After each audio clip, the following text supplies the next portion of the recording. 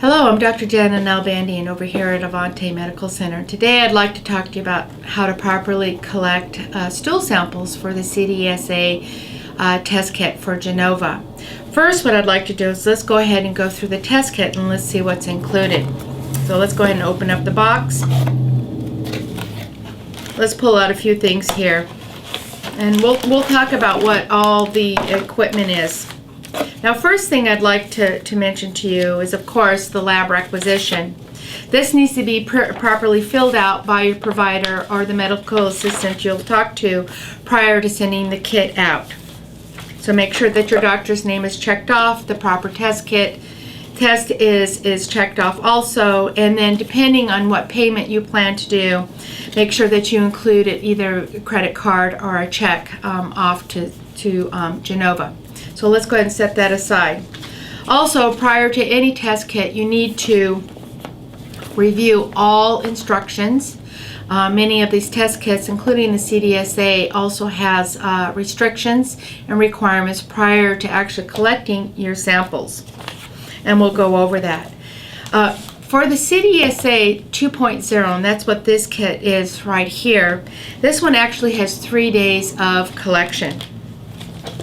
So of course, if there's 3 days of collection, this is set up in such a way that the first 2 days of collection are only single vials, and each day comes with a collection tub for you to use to actually collect the stool. And I'll mention this now.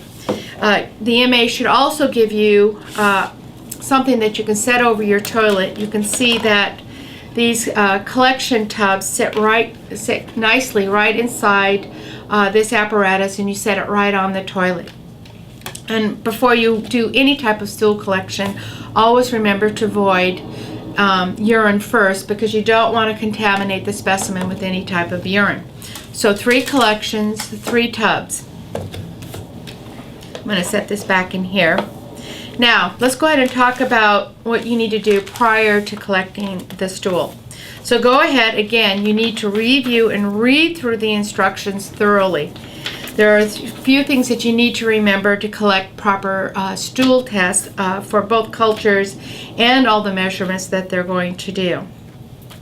One thing I'd like to tell you, and I'll pull one of these out, especially with the vials that have liquids in them, and I'm talking specifically about the green caps. Most of these have some type of preservative in them. They're tightly capped. You're going to have to squeeze really hard to open them up, and hopefully I can open this one up. Doesn't look like I can. But when you open this up, what I'd like you to remember is don't spill this solution. And in fact, they'll notice if there's any type of preservative missing, and the test will become invalid. Also, you don't want to have this solution around children. It's toxic. You'll see the big yuck sign on the front of it. So when you're through, you very carefully cap this back up and not spill any of the solution on you. So I just wanted to mention, especially with these green containers that has a formalin in it, you don't want to spill it or to touch it onto your skin or allow anybody to get a hold of it. Okay, so pre-testing. 4 weeks prior to collecting a stool, if you've had a colonoscopy or any type of imaging that requires a barium swallow or contrast medium, you have to wait 4 weeks after before you can actually do a stool test. So 4 weeks after a colonoscopy, 4 weeks after any type of imaging that requires any type of contrast. Also, you want to make sure when you're doing your stool testing, you don't have any type of stomach flu or any type of infection going on, because that's going to totally disrupt what we're looking for in these stool samples. Also, 2 weeks prior to the test, you need to have stopped taking any type of antibiotics or any type of antifungals, and you need to have stopped taking any type of good bacteria or probiotic that your doctor had recommended for you to be taking. So stop that 2 weeks before your test. Now, on the day of the test, you need to just, 2 to 3 days prior of the collection, just eat your normal diet. So remember, 2 weeks prior, stop probiotics, stop antibiotics, or any type of medications that you might be on for infections. Stop that. 2 weeks prior to the test, 3 to 4 days prior to the test, eat normally. And then 2 days prior to the test, you need to remember not to take any type of over-the-counter non-steroidal anti-inflammatory drugs, especially aspirin, Advil, Aleve. All of these cause bleeding in the GI tract, and this test does test for blood, and it'll give you inaccurate results. So stop taking any aspirin, ibuprofen. Okay, so on the day of the first collection, so the first 2 days, and we're going to set this aside. On the first 2 days, we're going to be collecting just single tubes. And again, you have your containers here. Make sure you void first. You don't want to contaminate any of the stool samples with urine specimens. Let's see if I can open this one up for you because I want to show you. So first 2 urine collections, and this one says day 1 on it, if you can see that. The next one says day 2, and this complex bag over here says day 3. So stick with the days that are stated on the collection bags. Okay, day 1. This one is nicely open, so I'm going to go ahead and open it. One thing I want to show you is within these collection tubes, there's formalin in here, there are little scoops. So after voiding, you collect the stool specimen. You're going to go in and you're going to scoop up the stool specimen. You're going to put it in this tube. The tube is marked. There's a red line that says a fill line. Do not go above the red line. So just put enough stool in there to displace the fluid up to the red fill line.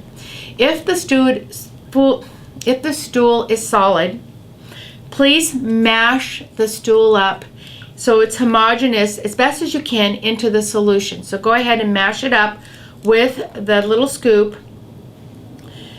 Now remember to tightly put the green cap back on. Make sure you put your name, the date and time of collection, and this actually asks you the consistency of the stool. So is your stool formed, soft, watery, runny? Go ahead and circle that. When you're through, you're going to put it back in the bag. It gives you an absorbent pad, so go ahead and wrap the absorbent pad around the stool. Go ahead and put it back in the bag.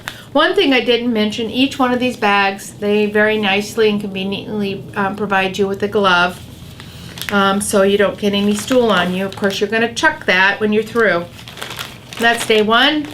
Day 2, you go to your next sample and you repeat again. Void first. You're going to chuck this. You're going to use a new collection. So you're not going to keep these for each one of the collections. Again, you're going to put this on the toilet. Second day collection, collect your stool. Use the scoop, displace it to the red line, mash it up. You can use the gloves, put it back in the proper bag. Make sure you put your name, date, and time on it, and consistency of the stool. Okay, last day. So we're all done with this. We're going to set these aside. So on the 3rd day, this one's a little bit more complex. So actually on the 3rd day, we have several different vials, and you're going to have to fill all of these vials up in one collection tube. Not a collection tube, but a collection cup. So again, with your last container that's clean, you void first. This is your 3rd day. You're going to collect the stool. Now the first thing that I would suggest you do is go ahead and collect in the cup first. This looks like a urine cup. And to collect this, you're actually going to take the stick here, because we do not want to contaminate this stool specimen with any of the solutions from inside the tubes. So you go ahead and scoop the stool out, put a good amount of stool in the cup. You're going to do that first. before you do the 3. Go ahead and get rid of the tube.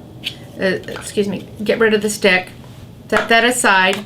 And now you're going to go ahead and you're going to fill all 3 of these tubes. As with the other prior green tubes, they all come with scoops. Scoop it up, put it to the fill line, cap it very tight. When you're through, put your name, the date, and the time of collection. So you're going to do that with all 3 of these collection tubes that are on the 3rd day. When you're through and it's labeled, again, they do provide you with a glove. You're going to go ahead and put these 3 back in the bag that is labeled for the 3rd day. One thing I'd like to tell you is that you don't have to put the specimens in the refrigerator. And if you look on the back, it talks about this a little bit and how to handle the specimens. And it's really important that on the 3rd day, when you collect this, you're ready to ship it out, because it does contain stool in a container without any type of preservative or media. Plus, the tube that has the pink solution in it is for the stool culture, and you do not want to put this tube inside the refrigerator because we want live bacteria. So I would plan to have everything done and completed either a Monday, a Tuesday, a Wednesday, or a Thursday, so you can ship this out. And this again is an overnight, and you don't want it to sit in a holding area. You want it to go directly to the lab. So you have everything completed. You don't need to send them the gloves. Just make sure that you put the labeled tubes back in the correct bags. You're going to take this out because you're going to throw away the rest of the equipment. You're going to go ahead and you're going to put them all inside the box here. Very important. Very important to put your completed requisition, your lab requisition. Make sure you include your payment. You're going to put that inside the box. You're going to go ahead and close your box up. It actually gives you some adhesive that you can pull apart, put that over the box so it seals it, so it won't open up. Put the box inside the shipping bag, as so. Put that inside here.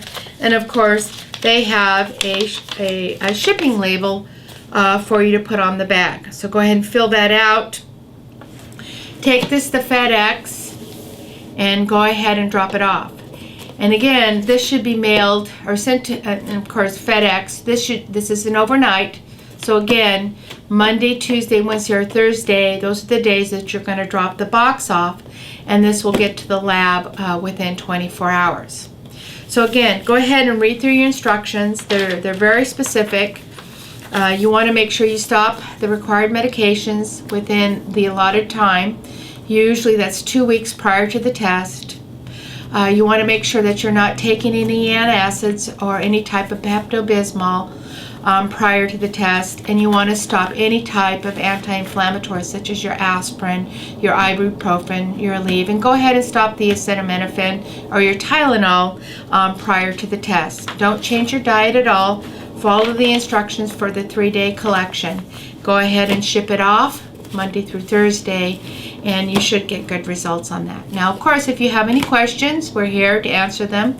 Give the clinic a call, and we'll try to answer any type of questions or concerns. Thank you.